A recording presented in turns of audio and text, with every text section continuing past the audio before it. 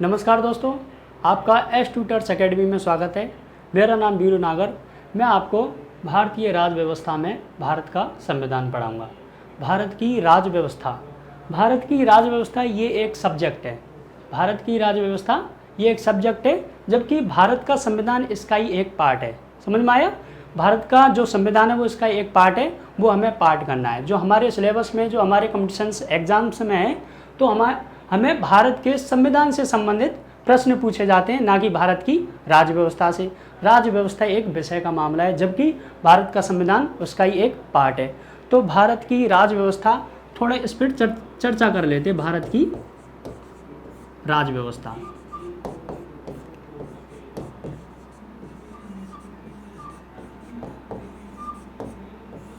भारत की राज्य व्यवस्था, और नीचे ही लिख लेते हैं भारत का संविधान।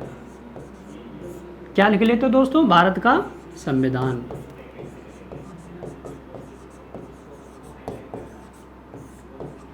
तो देखिए दोस्तों, भारत की राज्य व्यवस्था स्पष्ट रूप से दिखाई दे रहा है कि भारत की राज्य व्यवस्था यानी एक राज्य की व्यवस्था है। वो कौन से राज्य की? भारत की। तो राज्य अगर मैं इसको अलग अलग करूं तो राज्य अलग हो गया और व्यवस्था अलग हो गया। राज्य का मतलब यहाँ राष्ट्र से है, राष्ट्र का मतलब देश से है। तो देश की कुछ ना कुछ ऐसी व्यवस्था है, देश की कुछ ना कुछ ऐसी व्यवस्था है, उसी में से ही एक पार्ट है भारत का संविधान। अगर मैं संविधान का संधि विच्छेद करूं, अगर मैं संविधान का संधि विच्छेद करूं तो सम प्लस में विधान, सम प्लस में विधान, और विधान का मतलब होता है कानून, यानी, और सम मीन्स होता है बराबर। तो ऐसे कानून, मतलब संविधान में कुछ ना कुछ कानून ऐसे हैं, कुछ बराबर हैं, और ये किसका पार्ट है? भारत की राज्य व्यवस्था का। अगर मैं पुराने इतिहास से बात करूं तो पुराने इतिहास में एक बात बताओ कि जैसे भारत का संविधान कब बना और कब लागू हुआ। जैसे कि मैं बात करूं तो 26 नवंबर 1949, 26 नवंबर 1949 को संविधान बनकर तैयार हुआ, ना कि लागू हुआ। जबकि लागू कब हुआ? 26 जनवरी 1950। 26 जनवरी 1950 को संविधान बनकर लागू हुआ था, जबकि बना कब? 26 नवंबर 1949। तो मैं बात कर रहा हूं कि इससे पहले फिर जो कानून थे या राज्य व्यवस्था कैसे चलती थी।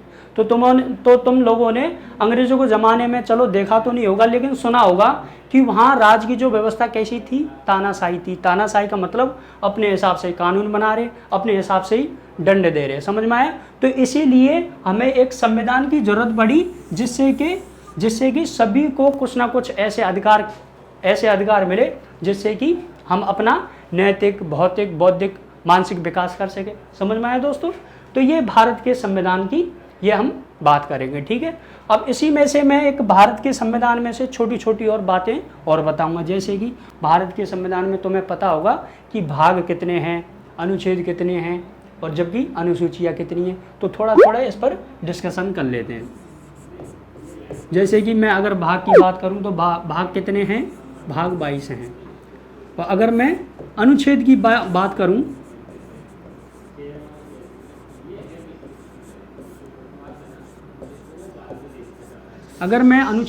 करूं, तो अनुच्छेद कितने दोस्तों?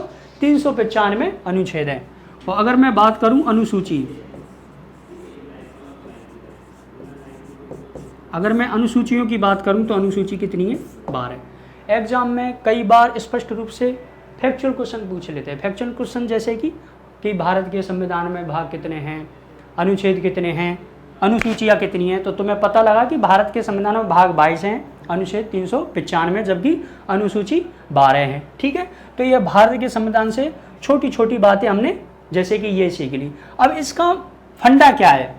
जैसे कि भाग क्या है, अनुच्छेद क्या है, अनुसूची क्या है। तो ये हम एक उदाहरण के रूप में देखते हैं, उदाहरण के रूप में समझते हैं कि ये क्या बला है, ठीक है दोस्तों।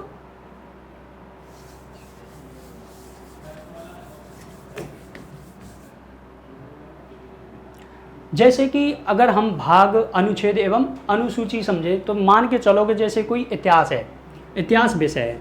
क्या है दोस्तों? इतिहास विषय।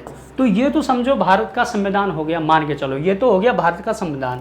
अब इसी की मैं अगर भाग की बात करूं तो जैसे कि इतिहास एक तो होता है प्राचीन, प्राचीन इतिहास होता है,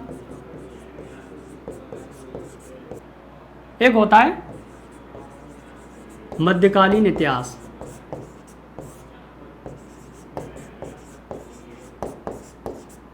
अगर मैं तीसरे पार्ट की बात करूं तो एक होता है जो लास्ट में आधुनिक भारत का इतिहास, आधुनिक भारत का इतिहास। तो ये मान के चलो इतिहास एक भारत का संविधान है, इसी के भाग हैं जैसे कि प्राचीन इतिहास, मध्यकालीन इतिहास और आधुनिक भारत का इतिहास। तो अगर मैं इन्हें भाग मान के चलूं तो इसमें जो अंदर और मैटर आएगा, प्राचीन इतिहास में और मैटर आएगा, मध्यकालीन इतिहास में और मैटर आएगा, आधुनिक भारत में और मैटर आएगा, तो वो क्या कहलाएंगे, उनके अनुच्छेद। समझ में आया?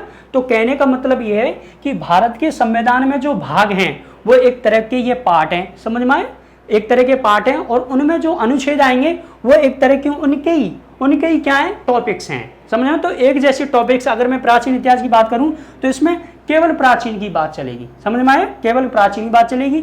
इसमें मध्यकालीन इतिहास में केवल मध्यकाल की बात चलेगी, और आधुनिक भारत में केवल आधुनिक भारत की बात चलेगी। जैसे मैं अगर भाग एक की बात करूं, मैं अगर भाग में एक की बात करूं तो भाग एक है संघ एवं राज्य क्षेत्र, संघ एवं राज्य क्षेत्र। तो संघ एवं राज्य क्षेत्र, तो इसका मतलब हमें यह समझ लेना चाहिए कि इसमें अनुच्छेद 1 से लेकर 4 तक हैं, अनुच्छेद 1 से लेकर 4 तक है। तो 1 से लेकर 4 तक जो अनुच्छेद हैं उसमें केवल संघ एवं राज्य क्षेत्र की बात चलेंगी। समझ में आया? तो भाग का मतलब क्या है कि जो उसमें जो सारे अनुच्छेद आएंगे वो एक जैसे ही होंगे, उस भाग से संबंधित सारे अनुच्छेद होंगे। तो समझ में आया कि भाग क्या है, अनुच्छेद क्या है। अनुसूचियां, अब बात करें अनुसूचियां, तो अनुसूचियां का अगर अलग मतलब निकाले तो अनुसूचित, यानी हमें सूचित कर दो। समझ में आए कि हमें सूचित कर दो। तो अनुसूची का मतलब है कि कोई चीज रह गई है, कोई चीज रह गई तो उन्हें बाद में जोड़ा गया, ये है अनुसूचियां। ठीक है दोस्तों, अब मैं भारत के संविधान में टॉपिक उठाऊं, मैं शुरुआत में टॉपिक उठाऊं, जैसे कि शुरुआत करूं तो मैं संवैधानिक विकास से करूं, या भाग फर्स्ट से करूं, भाग सेकंड से करूं, भाग थर्ड से करूं। तो जैसे कि मैं संवैधानिक विकास से अगर शुरुआत करूं कि संविधान कैसे बना, कहां से लिया, क्यों बनाया, क्या जरूरत थी, संविधान सभा क्या है, तो ये एक फैक्चुअल बात होगी। फैक्चुअल मतलब एक रटने वाली बात हो गई। ये मैं किसी दिन और दिन क्लास लेके वीडियो में आपको बताऊंगा, लेकिन अभी हम कुछ समझ वाली बात कर लेते हैं। कोई ऐसा टॉपिक उठाएं जिससे कि हम आसानी से समझ सके। मेरा मकसद पढ़ाने नहीं है, केवल बहुत अच्छे से समझाना है। ठीक है दोस्तों, जैसे कि मैं अब एक टॉपिक उठाऊं आपको, तो संविधान के भाग 3 में एक टॉपिक है मूल अधिकार। भाग 3 में कौन सा है? मूल अधिकार।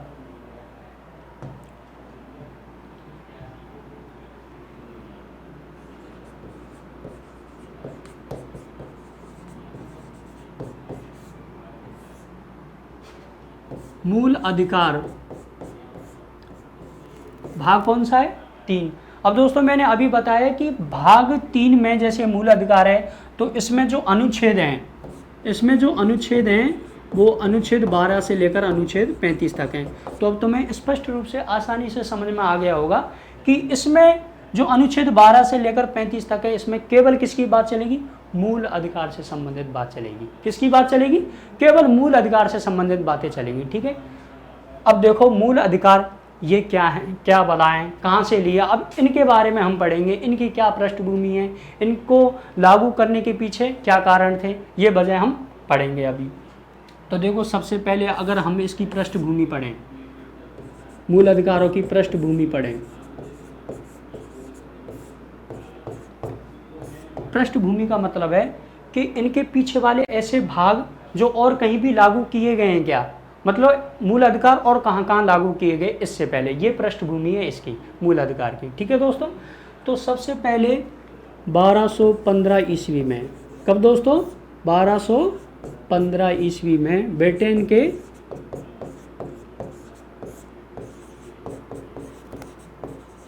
के शासक जॉन पंचम, कौन थे? ब्रिटेन के शासक जॉन पंचम। ब्रिटेन के शासक जॉन पंचम थे। उन्होंने एक घोषणा पत्र जारी किया। क्या किया? घोषणा पत्र। क्या जारी किया दोस्तों? घोषणा पत्र। और उसका नाम था मैग्ना कार्टा। उस घोषणा पत्र का नाम क्या था? Magna carta. तो उसमें क्या थे, उसमें इंग्लैंड के जो नागरिक थे यानी ब्रिटेन के जो नागरिक थे उनके लिए स्वतंत्रता से संबंधित कुछ अधिकार दिए गए। किससे संबंधित? मैग्ना कार्टा में क्या दिया गया?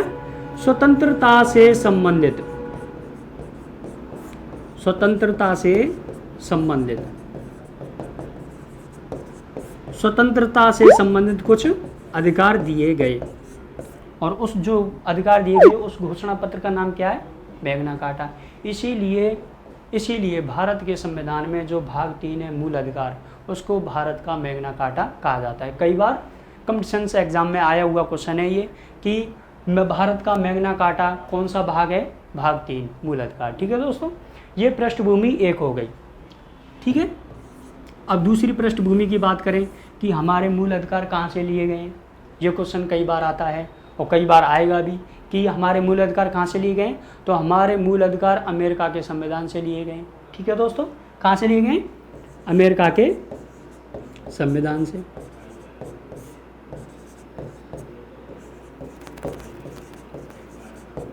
अमेरिका के संविधान से, वो भी 1781 के अधिकार पत्र से।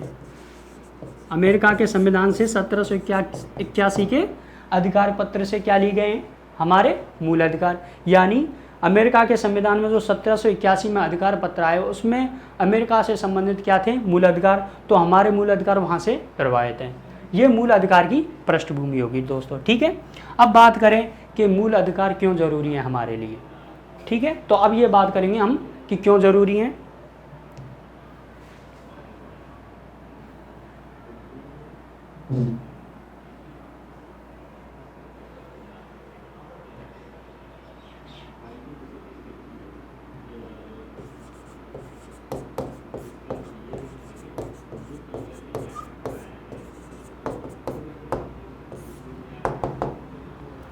अब देखिए दोस्तों, क्यों जरूरी है मूल अधिकार। तो उसमें हम चार चीज़ों से तुम्हें बताएंगे कि ये मनुष्य के मानसिक या बौद्धिक विकास, मानसिक या बौद्धिक विकास,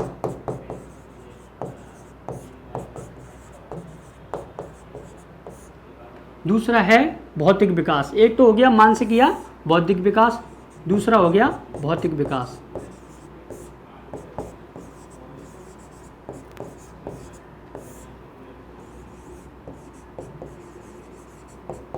तीसरा हो गया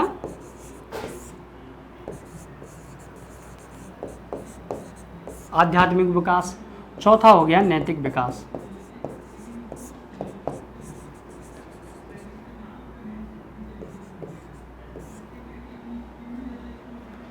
ठीक है दोस्तों, अब मैं तुम्हें एक एक चीज़ बताऊंगा कि ये किस लिए ज़रूरी है। क्योंकि ये मनुष्य के मानसिक विकास का मतलब है अगर हमें मूल अधिकार नहीं दिए गए तो हमारा मानसिक विकास नहीं होगा। जैसे कि मानसिक विकास कैसे नहीं होगा कि यदि हमें कोई ज़बरदस्ती थाने में ले जाए, कोई पुलिस ज़बरदस्ती थाने में ले जाए और डंडा मारे, तो हमारे सोचने की प्रवृत्ति कम हो जाएगी। कम कैसे हो जाएगी कि यार मुझे क्यों मारा। समझ में आया? तो मानसिक विकास, इसका मतलब हमारे पास मूल अधिकार हैं, हमारे पास मूल अधिकार हैं और हम इन अधिकारों के जरिए हम शिकायत करेंगे और शिकायत करेंगे तो उच्चतम न्यायालय या उच्च न्यायालय उन पर उनको लागू करेगा।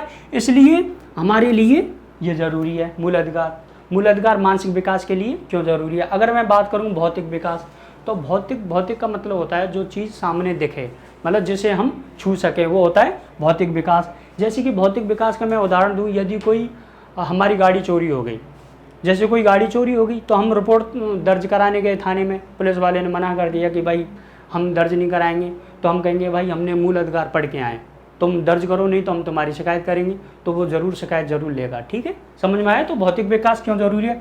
आध्यात्मिक विकास भी एक सोचने की क्षमता से हो गया। एक है नैतिक विकास, नैतिक बनाए नीति से। नैतिक किससे बनाए? नीति से। यानी नैतिक विकास का मतलब है अपने आप में उत्थान, मतलब अपने आप में उत्थान क्या हो गया? नैतिक विकास।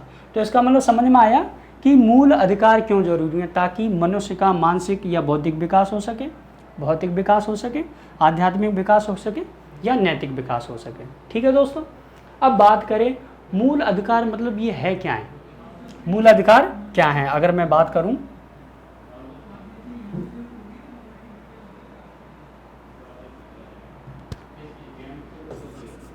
कि मूल अधिकार क्या हैं।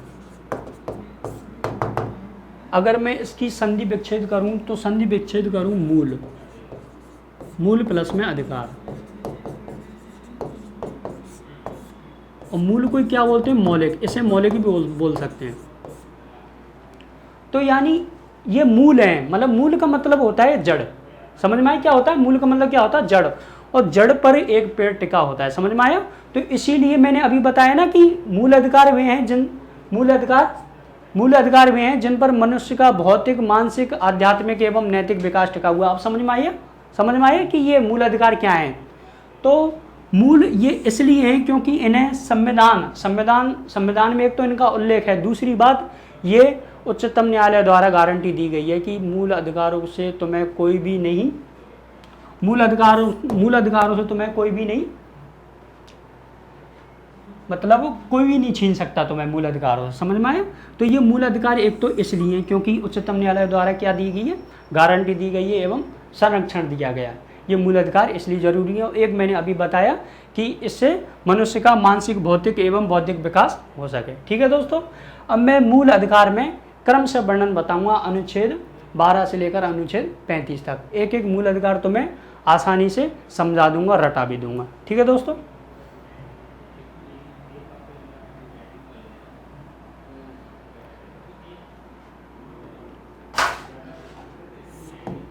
अब देखिए दोस्तों, अनुच्छेद 12 से लेकर अनुच्छेद 35 तक ये मूल अधिकार है। अब मैं अनुच्छेद 12 से शुरुआत करूंगा। तो अनुच्छेद 12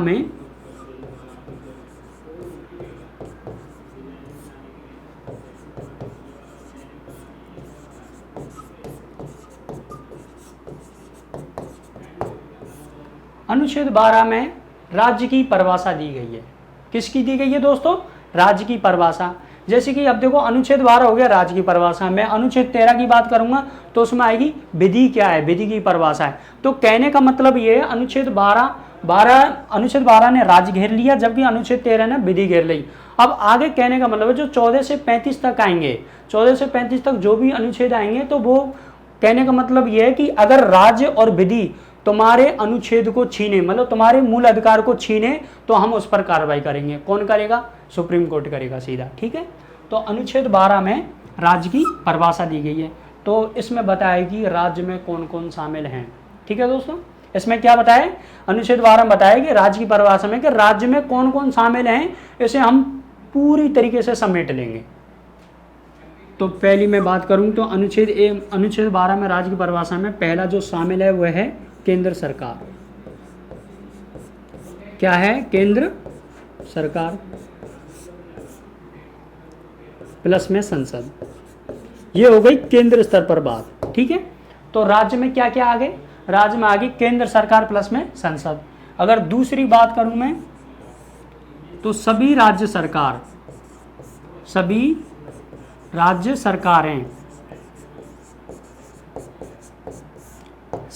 सरकारें प्लस में विधानमंडल।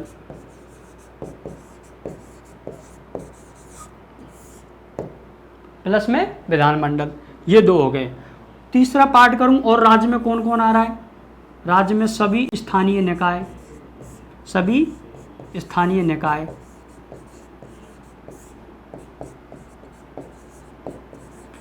निकाय यानी लोकल बॉडी। अब स्थानीय निकाय में कौन कौन से, चाहे वो शहरी हो या ग्रामीण हो, शहरी में चाहे वो नगर निगम हो या नगर परिषद हो या नगर पालिका हो, और ग्रामीण की बात करें चाहे वो जिला पंचायत हो, जिला परिषद हो, चाहे वो पंचायत समिति हो या ग्राम पंचायत हो। तो ये सभी स्थानीय निकाय में आ गए। अब चौथे पार्ट करूं कि राज्य में और क्या क्या आ रहा है, कि अन्य सभी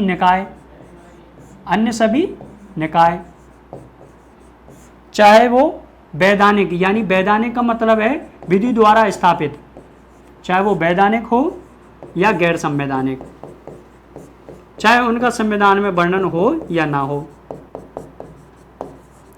वो भी राज्य सरकार के, मतलब वो भी राज्य की परिभाषा में शामिल है। अगर इनमें से सभी ने, किसी ने भी तुम्हारे मूल अधिकार का उल्लंघन किया तो हम सीधा कहाँ जा सकते हैं, सुप्रीम कोर्ट। अगर हम पांचवें टॉपिक की भी बात करें कि राज्य में और क्या क्या आ सकता है, तो इसमें ये आ सकते हैं, चाहे कोई भी एजेंसी या इकाई हो, कोई भी एजेंसी या इकाई हो जो राज्य के अधीन काम कर रही हो, जो राज्य के अधीन काम कर रही हो, कार्य कर रही हो, राज्य के अधीन कार्य कर रही हो, वह भी राज्य की परिभाषा में शामिल है। तो समझ में आया? मेरे कहने का मतलब है कि अनुच्छेद 12 है, उसमें राज्य की परिभाषा से मतलब है कि राज्य में ये आ रहे हैं, राज्य में ये केंद्र सरकार प्लस में संसद, सभी राज्य सरकार प्लस में विधानमंडल, और ये 1 2 3 4 5 तक आ रहे। अगर इनमें से किसी ने भी तुम्हारे मूल अधिकार का उल्लंघन किया तो तुम सीधा कहाँ जाएंगे? सुप्रीम कोर्ट जाएंगे। समझ में आया? तो ये राज्य की परिभाषा में अपना अनुच्छेद 12 हो गया। दोस्तों तो मैं बहुत अच्छे से समझ में आ गया अनुच्छेद 12। हालांकि क्लास थोड़ी लंबी है, थोड़ा समझाने में थोड़ा टाइम लगेगा, लेकिन बहुत अच्छे से समझा दूंगा। रटना नहीं है, रटने की प्रवृत्ति बिल्कुल छोड़ दो। क्वेश्चन बिल्कुल ऐसे की ऐसे आ सकता है कि निम्नलिखित में से राज्य की परिभाषा में शामिल है केंद्र सरकार प्लस में संसद, राज्य सरकार, सभी राज्य सरकारें प्लस में विधानमंडल बिल्कुल शामिल हैं, तुम टिक करके आओगे। और ऐसे पूछे क्या नहीं है, तो इनमें से जो नहीं है वो सभी। ठीक है दोस्तों, तो मेरा कहने का मतलब ये है कि राज्य में सभी के सभी आगे, शायद कुछ बचा नहीं, तो इसका मतलब तुम्हारे मूल अधिकार का जो उल्लंघन होने की जो प्रवृत्ति वो नाम मात्र के बराबर है। ये हो गया अनुच्छेद 12। अब बात करें अनुच्छेद 13 की, तो अनुच्छेद 13 कर लेते हैं।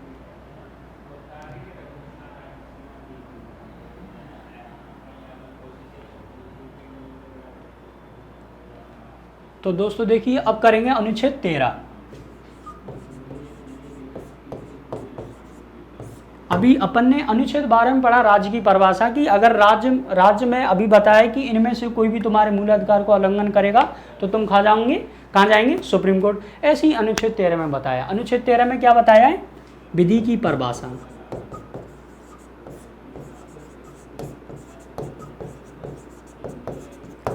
विधि की परिभाषा, इसका मतलब क्या है? इसका मतलब ये है कि कोई भी ऐसी विधि जो मूल अधिकारों से असंगत मतलब उससे दूर हो मूल अधिकारों से, यानी मूल अधिकार, तुम्हारे मूल अधिकारों का उल्लंघन करे कोई भी ऐसी विधि, उसका क्या होगा? अल्पीकरण या शून्य का मतलब वो नियम या आर्टिकल कोई भी होगा वो बिल्कुल कैसा होगा? क्रॉस। तो इसका मतलब हमारे मूल अधिकारों का उल्लंघन तो होगा ही नहीं। तो अब वो विधि पढ़ लेते हैं। विधि की परिभाषा में जैसे कि कोई भी क्वेश्चन आ जाए कि निम्नलिखित में से विधि में शामिल हैं, तो वो पढ़ लेते हैं दोस्तों कि विधि में क्या क्या शामिल है। तो देखो दोस्तों, एक होती है स्थायी विधि।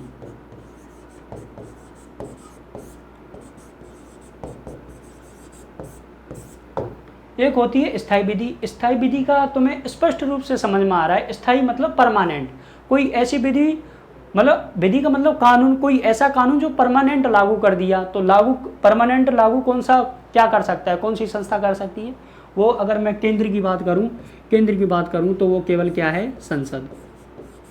तो तुम्हें पता हो कानून कहाँ बनते? संसद में। कहाँ बनते कानून? संसद में। केंद्र लेवल की बात करूं, अगर मैं राज्य लेवल की बात करूं तो विधानमंडल।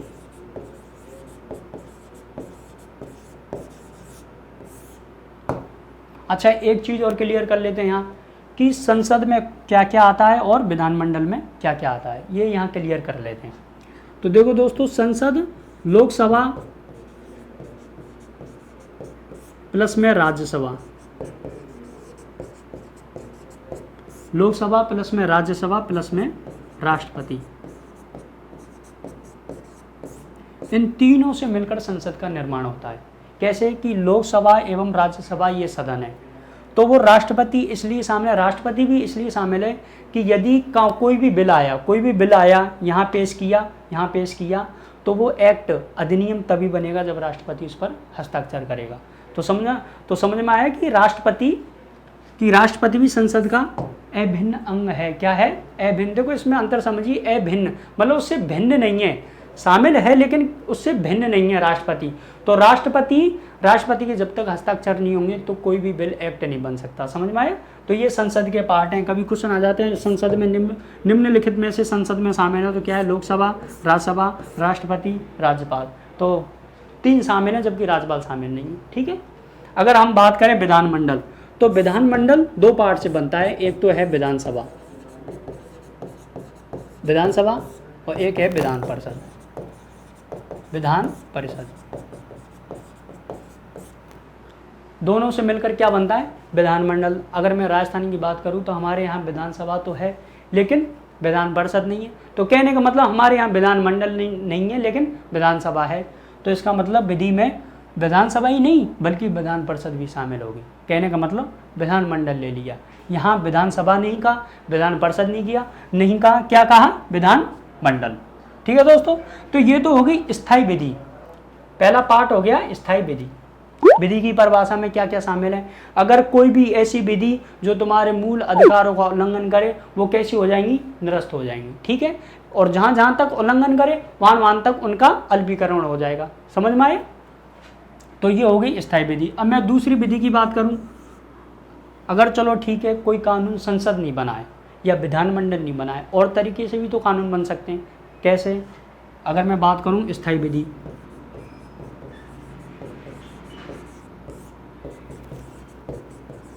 अब देखो अस्थायी विधि क्या होती है? अस्थायी तुम्हें शब्द से ही पता चल रहा है, अस्थायी मतलब स्थायी नहीं है। तो ऐसी कौन सी विधि है?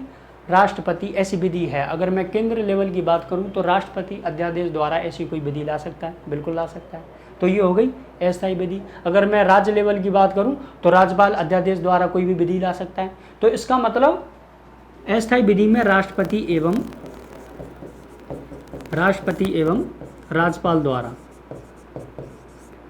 एवं राज्यपाल द्वारा अध्यादेश, क्या? अध्यादेश। तो इसका मतलब ये भी किस में शामिल है? ये भी विधि की परिभाषा में शामिल है। अगर इन्होंने भी तुम्हारे मूल अधिकार का उल्लंघन किया तो हम सीधे कहाँ जाएंगे? Supreme court. ये बात स्पष्ट रूप से समझ लो कि मूल अधिकारों का उल्लंघन होने पर हम सीधा सुप्रीम कोर्ट जा सकते हैं, बल्कि और कोई भी ऐसा कानून नहीं है जिससे कि हम सुप्रीम कोर्ट जाएं। पहले हम जिला लेवल पर निपट लेंगे, फिर हम राज्य लेवल पर निपटेंगे, तो वहाँ केस फाइनल नहीं होता, तब जाके सुप्रीम कोर्ट यानी उच्चतम न्यायालय जाएंगे। लेकिन मूल अधिकारी हमें एक ऐसी सुरक्षा देते हैं कि इसका उल्लंघन होने पर हम सीधा सुप्रीम कोर्ट जा सकते हैं यानी उच्चतम न्यायालय जा सकते हैं। ये बार बार मैं तुम्हें क्यों कह रहा हूँ? क्योंकि ये क्वेश्चन आता है सीधा कि हम सीधा कहाँ जा सकते हैं? हम सीधा उच्चतम न्यायालय जा सकते हैं। कब? जब हमारे मूल अधिकारों का उल्लंघन हुआ है। ठीक है दोस्तों, ये हो गई विधि की परिभाषा में। एक हो गई स्थायी विधि, एक हो गई अस्थायी विधि। मैंने उदाहरण भी देके समझा दिए। अब मैं तीसरे पार्ट की अगर बात करूं,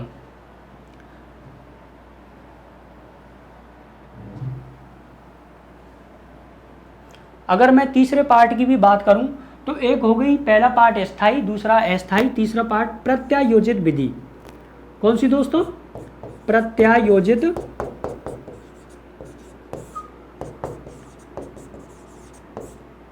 अब ये कौन सी विधि आ गई? अब ये बोल रहा है कि चलो मान के चलो संसद ने कोई विधि नहीं बनाई, मान के चलो विधानमंडल ने भी नहीं बनाई, राष्ट्रपति भी नहीं बनाई और राज्यपाल ने भी नहीं बनाई। तो अब कोई ऐसी विधि या, अब इसका कहने का मतलब है प्रत्यायोजित विधि का मतलब कोई अधिसूचना ही निकाल दी। क्या निकाल दी? कोई अधिसूचना भी निकाल दी, कोई आदेश ही दे दिया, या कोई उपनियम या नियम निकाल दिया, उपनियम या नियम ही निकाल दिया। समझ में आया? तो ये भी विधि, प्रत्यायोजित जो भी विधि है, अगर ये भी मूल अधिकारों का उल्लंघन करती है तो इसका भी क्या होगा? इसका भी अल्पीकरण यानी ये भी शून्य होगी। कहने का मतलब ये बार बार मैं यही कह रहा है कि तुम्हारे मूल अधिकारों का उल्लंघन नहीं होगा। समझ में आया? मूल अधिकारों का उल्लंघन नहीं होगा। अब मैं चौथी विधि की अगर मैं और बात करूं, चौथी विधि, कोई ऐसी विधि जो रूढ़ि या प्रथा का बल रखती हो। कोई ऐसी विधि जो रूढ़ि या प्रथा का बल रखती हो।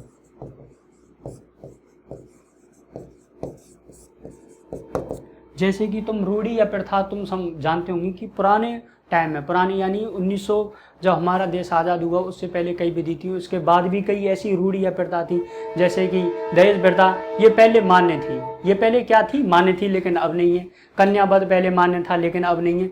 तो कोई ऐसी रूढ़ि या प्रथा अब भी कोई ऐसी है जो क्या रखती है? विधि का बल रखती हो। जैसे कि मैं अगर साउथ की बात करूं तो साउथ में इसका एक उदाहरण है कि वहाँ बुल फाइटिंग होती है। बुल फाइटिंग मतलब सांडों की लड़ाई होती है, तो वो एक रूढ़ी प्रथा है। वो क्या है? रूढ़ी या प्रथा है, तो वो विधि का बल रखती है, यानी उसे मान्यता अब भी प्राप्त है। तो कहने का मतलब यह है कोई ऐसी विधि अब भी है और तुम्हारे मूल अधिकारों का उल्लंघन करती है, तो वह भी क्या होगी? बिल्कुल शून्य होगी, उनका भी क्या होगा? अल्पीकरण। तो कहने का मतलब अनुच्छेद 13 में हमने विधि की परिभाषा पढ़ ली, ठीक है। उसमें क्या पढ़ा? स्थायी विधि, अस्थायी विधि, प्रत्यायोजित विधि, चौथी है कोई ऐसी विधि जो रूढ़ी या प्रथा का बल रखती हो, ठीक है दोस्तों। अब अगला टॉपिक है अनुच्छेद 14, वो हम नेक्स्ट क्लास में लेंगे। और मुझे लगता है कि तुम्हें आसानी से बहुत अच्छे से समझ में आ गया होगा। आर्टिकल 12, आर्टिकल 13 यानी अनुच्छेद 12, अनुच्छेद 13 मूल अधिकार, तुम्हें ये भी समझ में आ गया होगा आराम से कि मूल अधिकार है क्या, क्यों जरूरी है। बाकी हम नेक्स्ट क्लास में करेंगे। और अब तक के लिए थैंक यू। बाकी तुम चैनल को लाइक, शेयर, कमेंट, सब्सक्राइब करें। धन्यवाद।